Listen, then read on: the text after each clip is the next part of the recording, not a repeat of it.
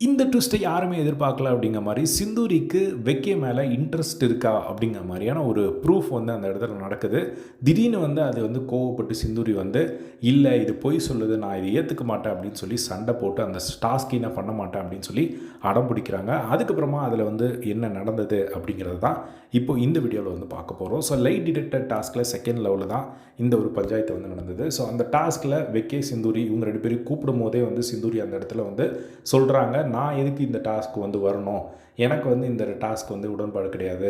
நான் வந்து வெக்கி கூட ஃப்ரெண்ட்ஷிப்பாக தான் வந்து இருக்கேன். ஸோ இந்த டாஸ்க்கில என்ன எதுக்கு கூப்பிடுறாங்க?" அப்படிங்கிற ஒரு பல கேள்விகள் இருந்தது. பட் அதையும் மீறி போறாங்க. ஸோ உள்ள போய் உட்கார்ந்த உடனே எல்லாத்தையும் செட்டப் பண்ணுறாங்க. ஃபர்ஸ்ட் வெக்கி ஒரு கொஸ்டின்.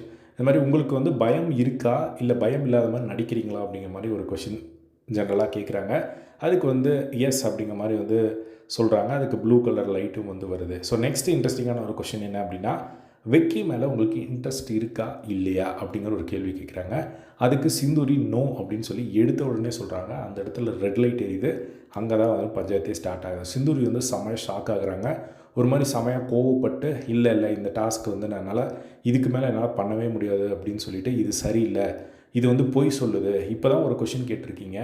ஆல்ரெடி அது ஹார்ட் பீட் வந்து போயிட்டுருக்கும். ஸோ அந்த ஹார்ட் பீட்டுக்கு ஒரு கேப் இருக்கும். 10 செகண்ட்குள்ளே எப்படி வந்து அது பண்ணோம். ஸோ இது வந்து தப்பாக இருக்குது. என்னால் பண்ண முடியாது அப்படிங்கிற மாரி வந்து சொல்கிறாங்க. ஸ்ருதிகா வந்து சரி கொஞ்ச நேரம் கழிச்சு பண்ணலாமான்னு கேட்குறாங்க. இல்லை வேணாம். இது வந்து நான் இந்த மாதிரி மேனிப்புலேட் ஆக விரும்பலை அப்படிங்கிற மாதிரி அவங்க சொல்கிறாங்க. அதுக்கப்புறம் வெக்கே வந்து சொல்கிறாங்க, சரி நீ கொஞ்சம் கூல் டவுன் ஆகு. கொஞ்ச நேரத்துக்கப்புறம் இந்த ஒரு டாஸ்க்கை பண்ணுவோன்னு சொல்கிறாங்க. அதுக்கப்புறம் சிந்துரி வந்து ஓகேன்னு சொல்கிறாங்க. சிந்துரி வந்து அந்த சைடு உட்காந்துட்டு வெக்கே கிட்ட ஒரு சில கொஷின்ஸ் வந்து கேட்க ஆரம்பிக்கிறாங்க.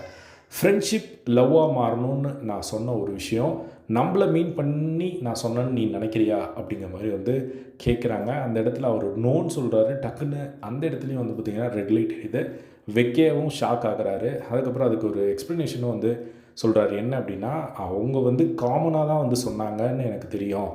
எனக்கு எனக்கு அந்த ஒரு புரிதல் இருக்குது அப்படிங்கிற மாதிரி அவர் அந்த இடத்துல சொல்கிறாரு. பட் இருந்தாலும் அது பொய் சொல்லுது அப்படிங்கிற மாதிரி சொல்லிட்டாங்க. பட் அந்த இடத்துல அவர் மனசுக்குள்ளே என்ன இருந்ததுன்னு தெரியல. பட் அது வந்து பொய் சொல்கிறீங்க அப்படிங்கிற மாதிரி காமிச்சு கொடுத்துருச்சு. நெக்ஸ்ட் வந்து பார்த்திங்கன்னா வெக்கே ஒரு கொஷின். பிரியங்கா வந்து எனக்கு கரெக்ட் சாய்ஸ்ன்னு நீங்கள் நினைக்கிறீங்களா அப்படின்னு கேட்டவுடனே சிந்துரி எடுத்த உடனே நோ அப்படின்னு சொல்கிறாங்க. அந்த இடத்துல ப்ளூ லைட் வருது.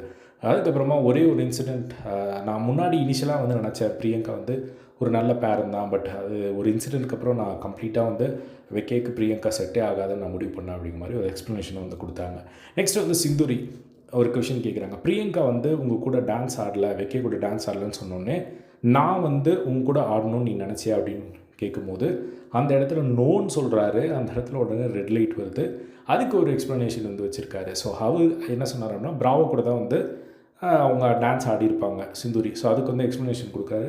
இந்த மாதிரி பவளமல்லி பாட்டுக்கு நாங்கள் 2 பேரும் டான்ஸ் ஆடலான்னு முடிவு பண்ணியிருந்தோம். ஆனால் அது வீட்டுக்குள்ளே இல்லை.